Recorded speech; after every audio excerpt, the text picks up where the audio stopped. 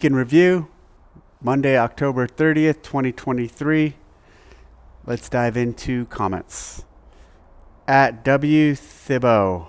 Dave, can you explain how CrossFit hiring Jay DeCoons is consistent with the affiliate culture?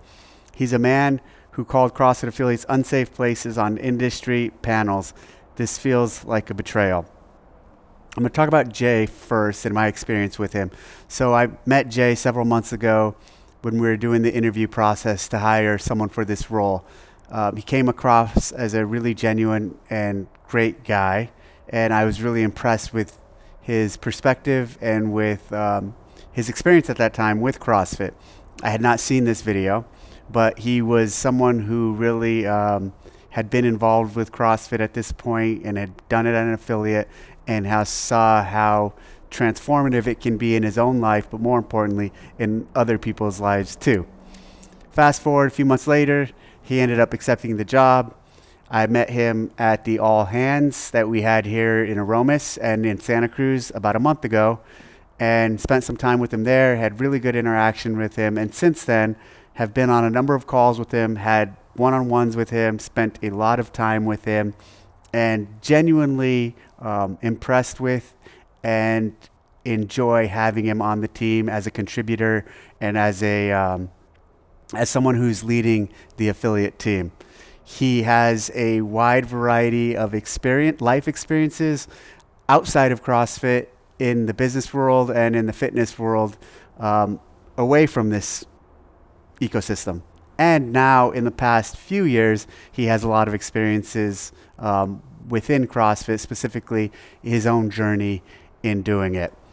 I think Jay is the right guy for this job and the right guy for this role. I'm really excited about working with him, and I believe he can do a tremendous amount to drive us forward and to help the affiliate community thrive and the global community of CrossFit thrive in that regard too. What he said several years ago, I wish he didn't say that, but at the time, that was his perspective and that was his experience.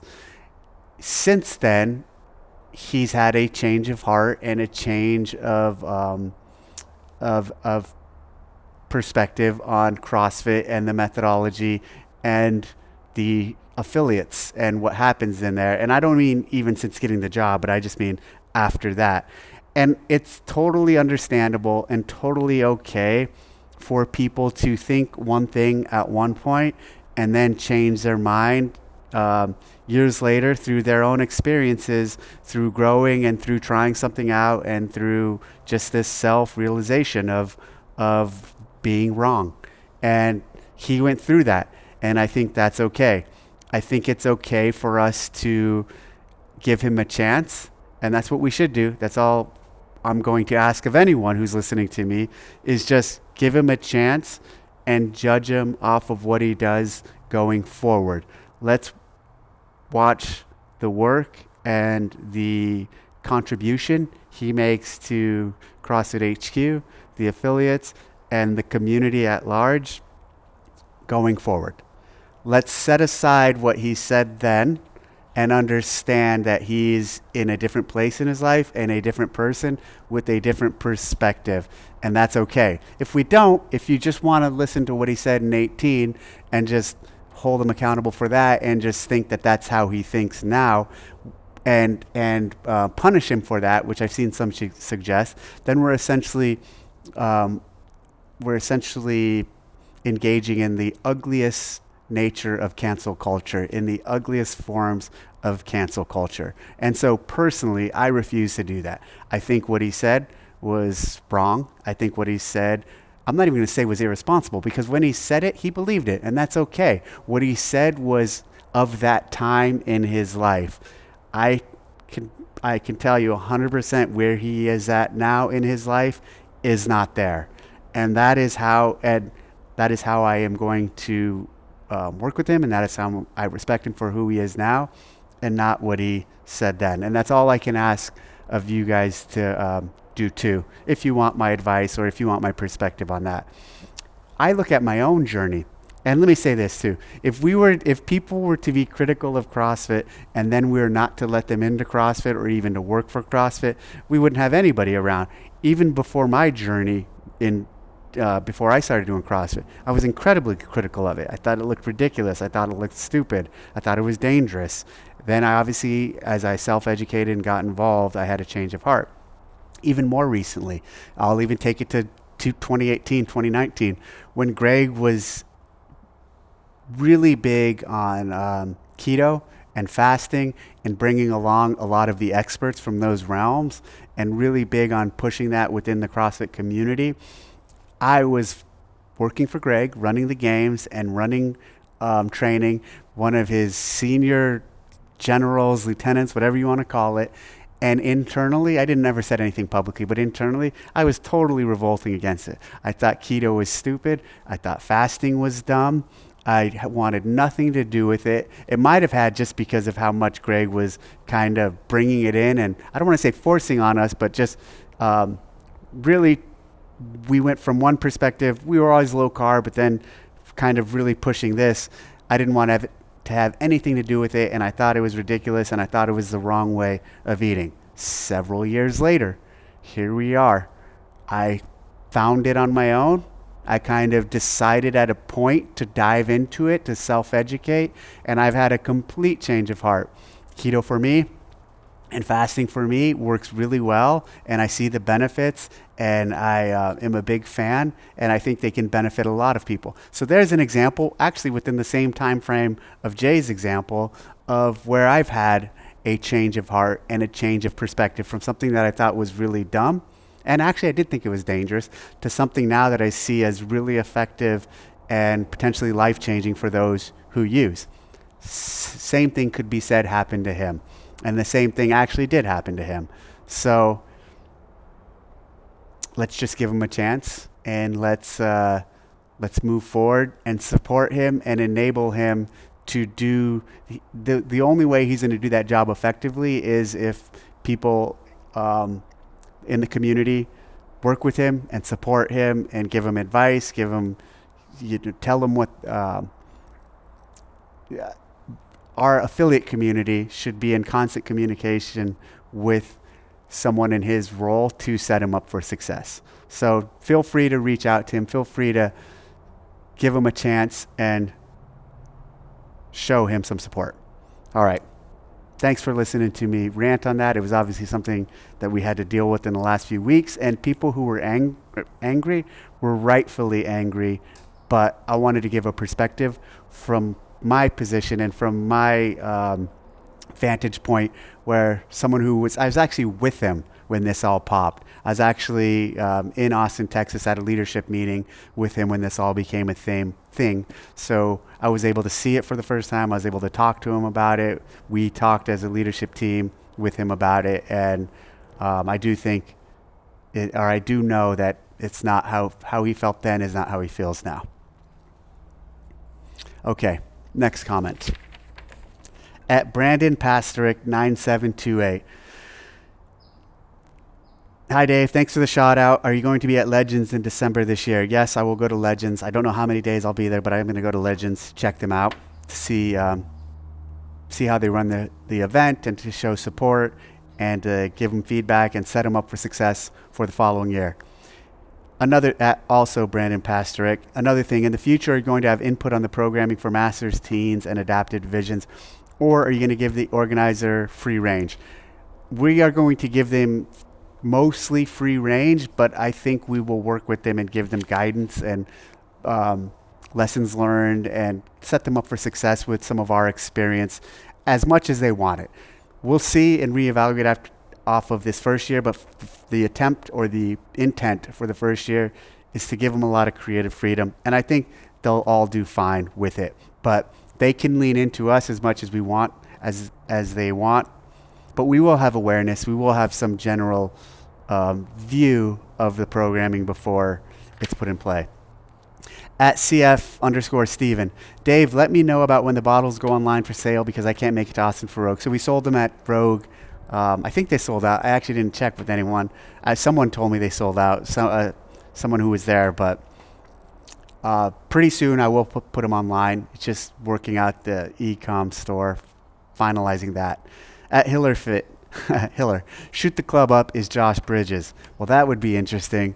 I wonder if that's true. I should have asked Josh. I spent a lot of time with Josh. I'll cover that in a minute. At Ben Tilley, 3529, could the Open go back to 5 weeks? 3 weeks feels like it's over before it started. There's always a repeat, so only leaves 2 new workouts. I don't know if the Open should go back to 5 weeks. 5 weeks feels like it's 5 weeks is a really long, almost burden on the affiliates and those who had to conduct it for their affiliates. I think 3 weeks is this nice spot for the community. It's the right amount of high-level focus and attention can be given to it. So I'm a huge fan of the 3 weeks. It's staying 3 weeks for this year. Also, in years past, when it was 5 weeks, one of the reasons we went to the 3 weeks, we look at the data of the engagement. And so obviously week 1 has the most submissions. Every week the submissions dwindle or go down a little. And by 4 and 5, the amount of submissions really trail off. So that alone supports this notion of probably a 3-week Open is a better expression of the Open. Last week, as I mentioned, I was in Austin at leadership meetings. During those, we went to Jeremy Thiel's gym, did a workout there, and then the next day we went to another CrossFit gym where we did we worked out at 2 gyms. Hold on, I'm drawing a blank on the name. Let me try to pull it up. The second gym was